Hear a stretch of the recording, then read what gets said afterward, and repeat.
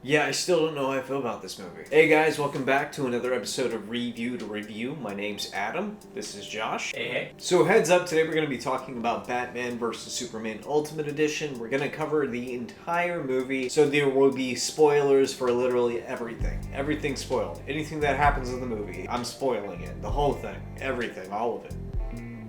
Spoiling everything. I'm spoiling it all. Everything's going to get spoiled. Josh, what's getting spoiled? Everything. Everything will be spoiled. Batman vs. Superman is directed by Zack Snyder once again, and once again, he's probably my biggest complaint about the movie. This movie is a direct sequel to Man of Steel, such a direct sequel that it actually takes place during the ending of Man of Steel. So the movie actually starts off from Bruce Wayne's perspective. You see Bruce Wayne running into the destruction that is being caused by Superman and Zod, and it's really cool to see this, because not only is it the human perspective of dealing with whatever he has to do, running headfirst into danger and to save as many people as possible, but it's also really cool from the perspective of this is a scenario Batman could not have prepared for. Batman is the world's greatest detective, and one of the coolest things about the character is that he has a contingency plan for anything. But in this interpretation of Batman, he has not met Superman yet. He has not met aliens yet. This is the first time that an alien encounter has happened, and it is going horrifically. So Bruce Wayne is going through the destruction, trying to save as many people as he can. He ends up saving a couple of his employees. Unfortunately, he's unable to save everyone, and he does see thousands of people die, including people that he knew personally. After you see the destruction of Metropolis and Gotham, the movie jumps forward a year and a half, and you see Lois Lane getting ready to conduct an interview with the leader of a terrorist cell group. And at first it's really cool because you see Jimmy Olsen, and I was really excited about that. You know, Superman's best friend in the comics, and I was a little disappointed not to see him in some sort of way in Man of Steel. It was cool to see him here. And then it turns out that he's a US spy who is then found out and shot in the head. So excitement was gone after that. And now the militants are pissed off because they've been lied to, even though Lois Lane didn't know about it. They take Lois Lane hostage, and as Lois Lane is being hostage, there's a subgroup of the militants who decide to kill and then torch their bodies. Why is that? Well, about 5 minutes later, Superman comes in, saves Lois Lane, as you would expect him to, and it turns out that they did this intentionally in order to blame him. Public opinion seems to be split. A lot of people either love Superman or they hate Superman, which I did think was kind of interesting because it seems to reflect how modern day people view Superman. A lot of people love the character and a lot of people are annoyed by the character. And while I was watching it, I was kind of annoyed with how overtly dark things were. People didn't feel hopeful by Superman. I did have to acknowledge the fact that that's probably exactly how things would feel if Superman existed in our world. We are incredibly suspicious, and for good reason. Just in society, we have seen conspiracy theories turn out to be non-conspiratorial at all. Actually, no, that's still conspiratorial if it was conspired to. Anyway, we have seen so many conspiracy theories turn out to be true, so we as people, especially in the US, are incredibly suspicious of anything. And if somebody came to Earth all-powerful and accidentally destroyed a city in their first fight with anything, we would be incredibly suspicious of that. So in the US, because of this suspicion, you start to see these hearings being held on whether or not Superman should be allowed to intervene in things that are happening in the world. And you can see as this starts to eat away at Superman, who is still only trying to do his best to help people, but still he's being, well, shit on by everything and everyone. Now, one of these people who are also suspicious of Superman is Batman, who has been sort of keeping an eye on exactly what Superman has done, and you find out that Batman on his own time has actually been looking for a dirty bomb that is being smuggled into Gotham. And of course he needs help from Alfred in order to do that, Alfred being played by Jeremy Irons. He begins to investigate where to find said dirty bomb. You see Lex Luthor trying to move forward with his own plans. For whatever reason, he seems to want to have complete control of the spacecraft that crashed into Metropolis, as well as the dead body of Zod for his own personal research. So as Bruce Wayne's looking for this dirty bomb, you see him really get to investigate the criminal underworld of Gotham City, which is really cool to see because this Batman feels very much like a Batman you would expect to see in the comics. He's down, he's gritty, he kicks ass, and he's terrifying when you see him. That first scene when you see him as Batman, he's held up in a corner while the police officer is trying to fight him. It's scary. He looks like a demon held up in a corner, and as he claws his way across the ceiling and crawls through a hole in the building, it's a frightening thing to see, and that's what Batman would feel like if he were real. Now, what's interesting about this Bruce Wayne is that he is a older, darker, grittier version of Bruce Wayne. Now, I don't mind that necessarily, but I want to know why. And that's something that's never answered, and it goes along with my complaint about Lex Luthor. They do a lot of telling, but they don't show you. They allude to this idea of Bruce Wayne being angry, he's seen people die, he's had friends die. Something's happened with Robin, but they don't explicitly say. It's implied it was done by the Joker, whatever it is. If you're a fan of the comics, you know what's happened, but this is a movie. They've departed away from the comics significantly. They've made their own interpretation of Batman for this film. How different is he from those other interpretations that we know? And they don't exactly tell us how different he is. Another kind of complaint I have about the movie is this movie feels like a Batman movie, with a little bit of Superman, a little bit of Wonder Woman, a setup for Justice League, as well as hints to what the DCEU should be as a whole. As far as the aesthetic for Batman, I really like it. I love the costume for Batman. I also love how the Batmobile looks. I like how he feels like Batman from the comics. They don't have to water him down. This Batman has all the things you would expect Batman to have. Now, as Batman is still investigating, he ends up bumping into Diana Prince. It's a little weird that they shoehorned her introduction into here, but when she's in, I do like. You see her have an interaction with Bruce Wayne, that sort of cat and mouse back and forth. It's interesting because Bruce Wayne kind of goes into it strong-arming her a little bit, and you can tell this is a conversation he's had with many people before. Selena Kyle probably, Poison Ivy probably, but again, I'm guessing. They don't talk about these women in this film. But then you can see that she has also been having to talk to men who talk to her this way for hundreds of years now. Because as he said there, and he's trying to strong-arm her, she just sits there and she politely takes it, but lets him know that he's incorrect about what he's talking about. Wonder Woman talks to Bruce Wayne like he is a child. Like, hey, it's cute that you're trying to do this, but I've been around for about 200 years at this point, so step aside. It's nice to see their little interaction, and Wonder Woman doesn't feel for a second any less than Wonder Woman. Now, as Batman's investigation goes on, Alfred becomes suspicious of exactly what it is he's doing, and Batman has to come clean. Turns out that he's not actually trying to find a dirty bomb. Actually, Lex Luthor is smuggling in a large piece of kryptonite. Batman knows it's the only thing to kill Superman, and so he decides to steal it for himself. Now, this idea scares Alfred, not just because he's willing to put himself at risk, but the fact that Bruce Wayne is planning to kill Superman, but not have a contingency plan. He views killing Superman as an eventuality instead of a possibility. Now, as Batman's looking into Superman, Superman is also looking into Batman. Turns out that as Batman's been going around interrogating people, he has also been branding people with a bat symbol. This bat brand, for whatever reason, isn't explicitly explained why Batman does it other than he just wants to, which is gross and a little kinky and gross. But these people are being branded, are being killed in prison, and it's drawing a lot of attention to Clark Kent. He's upset by it because, well, Batman is still a vigilante. Yes, Clark Kent goes out and fights when he has to. Well, he really only fought Zod. It doesn't appear that he's fighting anybody else. So other than his fight with Zod, Superman doesn't really seem to fight anybody. His role solely seems to be saving people. If a rocket ship explodes, he saves the people inside the capsule. If a building's on fire, he pulls people from fire. He doesn't go and intentionally attack people. Whereas Batman inserts himself into violent situations in order to prevent crime, stop violence, and to get as much information as he sees fit. And Superman spends a good chunk of the movie dealing with two things: figuring out what it is that Batman's doing in Gotham, and trying to figure out his place in this world now he has come out as Superman.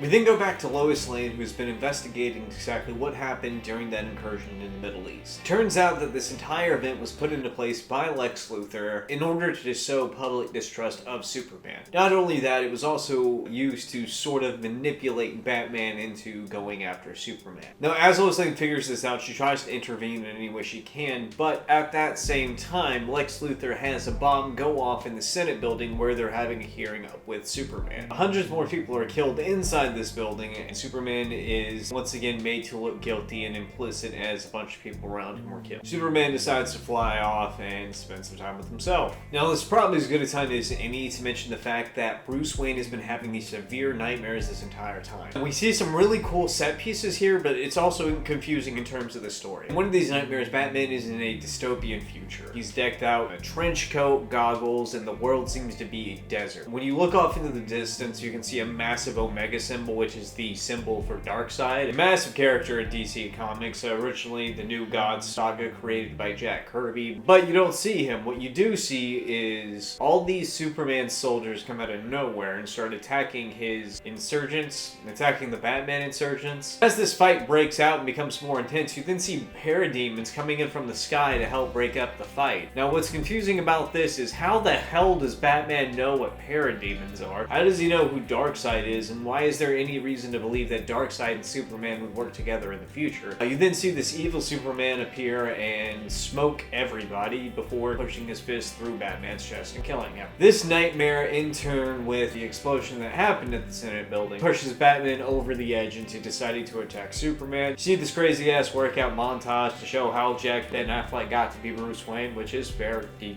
Jack, crazy buff. But that is basically the catalyst that decides to have Batman fight Superman. So you then see Superman spend some time alone in, I want to say, the Himalayas. At the top of the mountain, he has this, I guess, vision of his father, Jonathan Kent, and they sort of talk to each other about what it means to be a hero. What's right for you isn't always what's right for everyone else, which I kinda didn't really understand the point of that. I guess the point was you only ever do the best you can, and that's all you can do. So, cool, but still depressing. As Superman has this moment of resolve with his father, Batman has now decided finally that Superman has to be stopped, and he broke into LexCorp in order to steal his vast quantity of kryptonite. Batman then spends the time carving the kryptonite into a spear in order to take Superman out properly. Now, since Batman has stolen his kryptonite, Lex Luthor has to lean back on a desperate measure. He takes the body of Zod, takes it to a Genesis chamber inside the ship that has crashed to Metropolis, and while injecting the body with his own blood, he creates a monster known as Doomsday to defeat Superman. Now, Lex Luthor captures Lois Lane, throws her off of the building to get Superman's attention. Superman then, of course, comes and saves her, and as Superman goes to confront Lex Luthor then lets him know that he has kidnapped his mother, Martha Kent. Tells him that unless he goes to Gotham to fight Batman to the death, he will have Martha Kent killed. So Superman is then forced to fly off to fight Batman. Superman spends a little bit of time trying to reason with Batman, does not spend a whole lot of time doing so. Superman almost gives up immediately and just focuses on fighting him, which I kind of get. If you're attacked and punched so many times, you get tired of reasoning with someone. But I felt like there were plenty of times where Superman had a chance to just say something and just chose not to say it in favor of fighting Batman instead. But as you're seeing Batman fight Superman, it's actually really cool. You got Batman all mech'd out and armored up. You got Superman not holding back. Well, he's holding back. Let's face it, whenever Superman and Batman are fighting, Superman is always holding back and Batman is always cheating. You can fight me on that, I don't care. How does Batman cheat? Of course he cheats like he always does. He's armored up in a suit, which I'll give him. Superman's all powerful, Batman needs a suit. But he always goes and he uses a kryptonite gas to weaken Superman. So in my opinion, if you're gonna do one or the other. You can't do both. You're gonna weaken Superman, fine, but then you gotta fight him on the turf. You're gonna weaken him and then you're gonna fist fight him. And not to mention the fact Batman's kind of been acting like a bitch the whole movie, just unnecessarily angry at him. I get why he's scared of him, and don't try to pretend he's scared of Superman. I get why you're scared of him, Batman, but you're just like trying to find reasons to fight him. You're looking for any excuse to make him the bad guy in order for you to fight him. Given when it comes down to like the most famous tagline from the movie, do you bleed? You will? He says, do you bleed, to his face, and Superman's like, okay, I'm done with this, and just flies off. As he's away, he whispers under his breath, you will. Yeah, real badass Batman. Anyway. The fight goes on for a minute. After Batman cheats enough and actually puts the beat down on Superman, Batman has the kryptonite spear. He's about to stab him in the face. As he's about to stab him, Superman says, you have to save Martha. This is what gives him pause. The entire time Batman's been trying to kill Superman, nothing's gotten in his way. Alfred hasn't been able to convince him otherwise. Superman's not been able to talk to him, but he literally says, you have to save Martha, and that makes him snap. He's like, what are you talking about? Turns out, yeah, they both have mothers with the same name, which, okay. And you know, kind of a funny story with that one. I was working at GameStop at the time the movie came out, and I was really excited about it, but I didn't get a chance to see it in theaters. My boss at the time, CP, great guy, love that guy to death, super nerdy, super excited about everything he sees. He came to me and he was talking about the movie one day, and I was like, hey man, you can't spoil anything about the movie. I'm really excited for this, don't talk about it to me. He just smiles at me, he's like, okay homie, don't worry about it. I'm just gonna say one thing to you, Martha. I look up and my face kind of like drops a bit and like CP to Superman and Batman stop fighting because Batman realizes that they both have a mom that has the same name. And I saw CP's face just drop. He just walked away from me. The movie was spoiled for me before I even got to see it. But you know, good guy. Good memory. But yeah, it's a real weird reason for them to stop fighting. Like, I like the idea of Batman realizing the humanity in Superman. I think that's a good reason to get them to stop fighting. But just the fact that, oh wait, his mom's my mom's name, like, and it's so instantaneous. He doesn't really think too much about it. He's just like, okay, yeah, no, I gotta go save Martha. Which honestly kind of adds to the idea that Bruce Wayne's nuts. I like that this Bruce Wayne, this Batman, is the craziest Batman I've ever seen. And when it comes to the comic books, there are a lot of characters that are mentally ill, the Joker, Scarecrow, but honestly, Batman is one of the craziest characters in DC Comics, and it's cool that you kind of see that. I just feel like it's a little unintentional in that show. So after Batman has found out that Martha Kent is being held hostage, he decides to go save her. It's actually a really cool scene. Batman breaks into this building and just decimates an entire floor of people, and it feels like a Batman scene. It kind of reminds me of Batman the animated series, as well as a couple of other comics. In fact, it also has a couple of parts that make me think of the Batman Arkham games, where you had that massive field, you gotta take out 12 people, what's the best way to do it? It's intense, it's hardcore. I do wish there was more scenes like that in the movie. But then once Batman goes and he saves Martha Kent, he looks down at her, he's like, hey, it's okay, I'm a friend of your son's. We're friends now? You've been spending the entire movie trying to kill me, and you find out that our moms have the same name, and suddenly we're friends? Nah, man, we haven't worked up to that point yet, but okay. Once Batman saves Martha, Superman goes to confront Lex Luthor yet again, and this time he confronts him inside the spaceship. When he finds out there that he has created the ultimate weapon, Doomsday, Superman has no choice but to fight it. And the first thing Doomsday does is tries to attack Lex Luthor, and Superman tries to stop him because he's Superman. Now when Superman fights Doomsday, he goes and he flies Doomsday off into space in order to get him away from everyone, and what does humanity decide to do? They nuke Superman and Doomsday. And once again, everybody's decided to turn their back on Superman when all he's trying to do is help him out, which I am still really annoyed by. Every time he turns around, humanity goes and stabs him in the back. Doomsday lands back down on Stryker's Island, and it turns out that he's not dead. Bummer. At this point, you believe Superman's dead. He's floating around in space, nuked out. Bummer. Batman then goes and decides to fight Doomsday the best he can, so he has Doomsday follow him to the area in Gotham where he knows the Kryptonite Spear is, because that's the only way he can take him out. As Batman's fighting, shooting at Doomsday, his ship is taken out. As Doomsday is about to attack Batman, you see Wonder Woman pop in and save him. Wonder Woman is intense as fuck. She is badass. Everything that you see her do is awesome. Whether she's blocking these massive hits and taking them, whether she's attacking with her sword, every single one of her attacks feel like there is a ferocity behind it. She's yelling and screaming like a warrior actually would on an ancient Greek battlefield, that she's giving everything she has into destroying this monstrosity. After some time goes on, Superman revives and he's able to rejoin the fight. He groups up with Batman and Wonder Woman, and they decide to take this monster out together. Eventually, Superman is able to get hold of the Kryptonite Spear, and he decides to attack Doomsday, knowing exactly what's going to happen to him in the process, and Superman stabs Doomsday in the chest. Doomsday stabs Superman in the chest. And the movie ends by Superman dying, having sacrificed himself for the sake of humanity.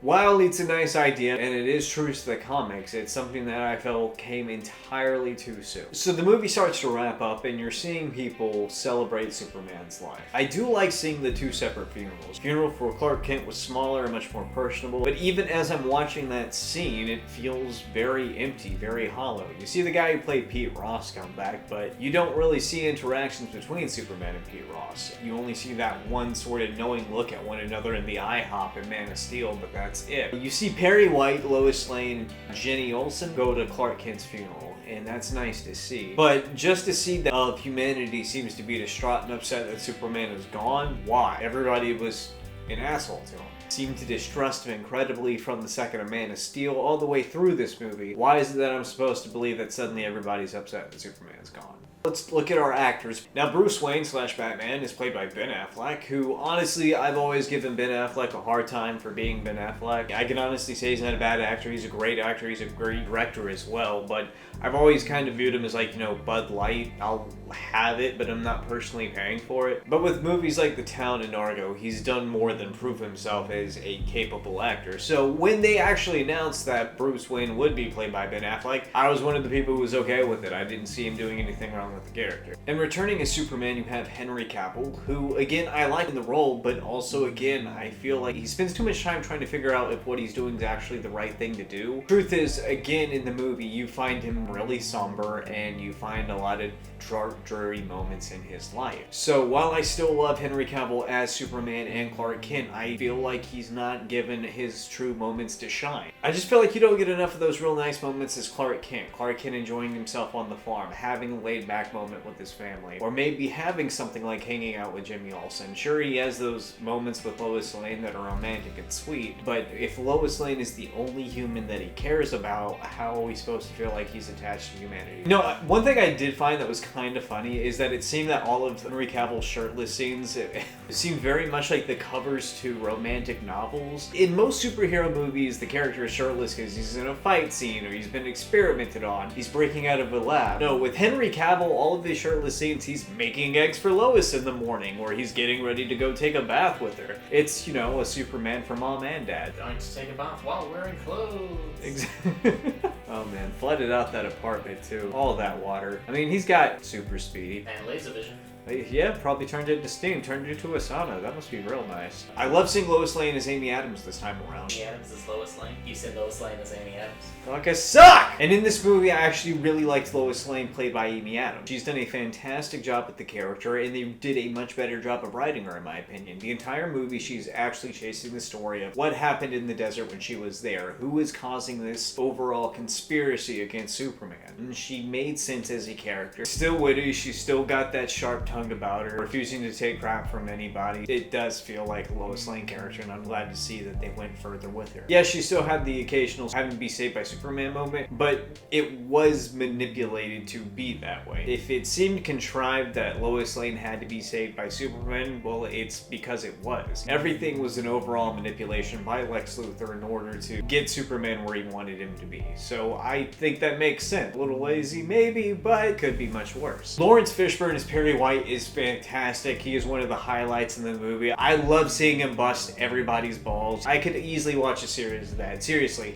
if DC or HBO Max wanted to do a series where it's literally just Superman coming in from a battle, Perry White busting his balls because he doesn't have a story written or he's not somewhere he's supposed to be, I would easily watch that. 5-minute series, easily watched. I'm sold. I'd like a royalty or two on that now that I've spoken it into reality, but still, that great idea. You see Perry White, he's the tough boss, but he has a heart of gold. He cares about everybody, but he's like, seriously, we got a job to do and there's a budget with which we have to do it. It was fun to see him. I hope to see him in more movies going forward. Lex Luthor, played by Jesse Eisenberg, is an interesting take. The character's nuts. Jesse Eisenberg plays him crazy. And for some reason, I don't necessarily mind it. No, he's not that sort of cool-tempered Lex Luthor that you would come to expect from his many great interpretations, whether you're looking at Clancy Brown, Michael Rosenbaum, Gene Hackman. He's had a lot of people play the character and play the character fantastically, and this is very different from what you see. However, I won't say that it's not Lex Luthor. If there's one thing that I feel like describes Lex Luthor, it's the superiority versus inferiority complex. He feels superior to all of mankind. He always has. He believes he should be the chosen leader of mankind, whereas he does have this inferiority complex to Superman. No matter how much money he has, no matter how strong he gets, no matter how much power he acquires, he will not have the natural all power that Superman has been provided. So it creates this inferiority complex where he hates Superman. He hates Superman for the sheer fact of existing. How dare he be Earth's greatest ship? And if there's something to say about the inferiority, Jesse Eisenberg plays very much into that character trait. You see someone who's not only inferior to Superman, but apparently inferior to his father. One thing that bothers me, not just about Lex Luthor, but a couple other big parts of the movie, is how the movie tells instead of shows. You hear a lot about what it is that Lex Luthor's father did, and they kind of just allude to his being a jerk and abusive, but you don't know exactly what it is. All you know is that the outcome was a mentally unstable Lex Luthor with a lot of power, and is using that power to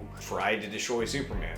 I can understand why a lot of people may not like him, but I don't necessarily hate him. I can see why it's different and maybe different than what people wanted. Shoot, I would even say it's different than what I wanted, but it's not bad. It's a very interesting focus on a specific idea of the character, which is this insecurity, this inferiority complex. You also have Wonder Woman, played by Gal Gadot. Now, when she came into the movie, she was only really in there for maybe half an hour, but she does have some really cool scenes that establish her as a character. And then when you actually see her come into combat, it is intense, it's worth it, it's a good build-up to see. You just, again, don't know very much about her. It's a good setup to Wonder Woman, which comes in next in the DCEU. You do kind of wonder why she's there. Like, I am glad that she is there, but with the fact that they had her movie coming out right after that, it seemed like they were too afraid to really answer any questions you might have about the character, which then just feels like you should have maybe done the movie with her first before doing this. And the same thing with Batman. Batman was very interesting to see, but you ended up having to spend so much time trying to figure out who he was, why it is that he does things. You also had to sacrifice the time to get to know Superman, or really properly draw a conflict between the two characters. This Batman was actually quite interesting, and it would have been nice to see him in his own movie. And I don't care what DC says, they really should have done each character with their own standalone first before they tried to unite characters. Let's go over what I liked and didn't like about the movie. I really liked the overall aesthetic of the movie. Gotham was really dark, Metropolis seemed brighter. Metropolis seemed so dark, and then you move to Gotham City and it's even darker than that. I did like the overall costume design as well. I liked how Wonder Woman's costume was designed, Batman's costume was designed, same thing with Superman. I really liked the overall design of all Batman's gadgets, weapons, and vehicles. I liked Bruce Wayne's house. It wasn't technically the Batcave, it wasn't technically Wayne Manor, but he had this new adapted Batcave. But it did leave question, why is he no longer at Wayne Manor? These are answers we'll never get, but with what we got, it was cool to see. Casting as a whole I enjoyed. I liked seeing what the actors could do with what they were given. The action scenes were really cool when we got them. It was neat to see Batman and Superman fight in a classic scene. Seeing Batman's action scenes when he was saving Martha, as well as seeing Wonder Woman fight. Seeing how each character has their very own unique and distinct fighting style amongst them.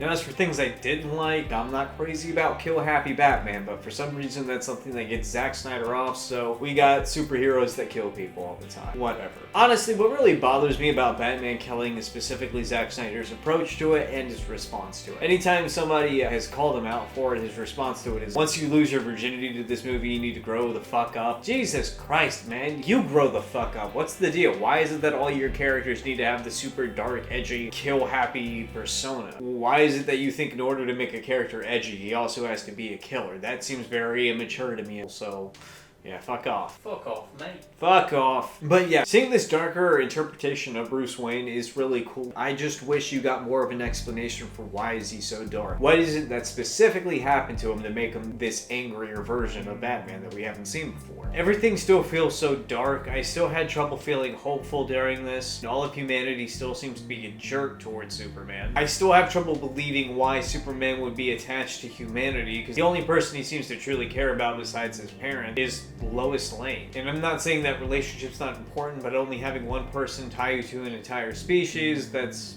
not great. Also, as far as the fight scene with Batman and Superman goes, it was far too soon for it. I like the idea of the two fighting, but it just seemed far too rushed to get there. And in the same movie to have them fight, you also have Superman killed by Doomsday. It just feels like Zack Snyder couldn't keep himself from blowing his load too soon. And again, to Superman's sequel, you go ahead and you kill him. I'm not saying you can't kill Superman, but doing it in this way just seems like you couldn't wait to get Superman off screen. Now, apparently Zack Snyder had this idea of redemption for Superman, reviving him. This idea that when Superman is finally revived, he comes back as the Superman that we would know more from the comics, but it seems like a really roundabout way of having to go and create a character to feel familiar to what we know as. As for my final thoughts on the movie, I actually really liked it. Surprisingly. Actually, I really liked the movie. I thought I would hate it a lot, and I would definitely say I have a lot of complaints about it, but as a whole, I think I enjoyed it more than I enjoyed Man of Steel. Are there things I don't like about it? Yes. Batman killing people is going over the edge in my opinion. Superman still feels very dark and separated. But it's still cool to see Superman, Batman, and Wonder Woman in a big screen movie together. The action scenes, when they do come to fruition, are actually really cool to see, and while again I feel like it was too soon to have Superman sacrifice himself, a lot of the stuff that you saw was really cool to see, and I do believe it's worth seeing. Now again, I did not see the original version of the film. I am specifically talking about the Ultimate Edition of the movie. Am I going to watch the original? Probably not. I don't feel any need to, and since I own the Ultimate Edition, that'll probably be the only one I ever watch going forward, but yeah, I'm definitely going to watch it again. I do believe you should watch the Ultimate Edition at least once, and if you don't like it, that's fine. I completely understand that, but I do believe it's worth at least one initial viewing. Or in this case, a reviewing. Josh? To review? Yeah, got it. Because it's the name of the show. Anyway, that's my thoughts. I'm very curious as to see how you guys felt about it. If you liked the movie, please let me know. If you hated the movie, still, please let me know. I'm very curious as to what everybody thought. Other than that, if you guys have any other questions, go ahead and let us know. Thank you guys for coming back. It was good to see you guys again, and we'll see you guys next time. Hope you guys have a great day. Night, evening. You guys take care. We'll see you later. Say bye, Josh. Bye.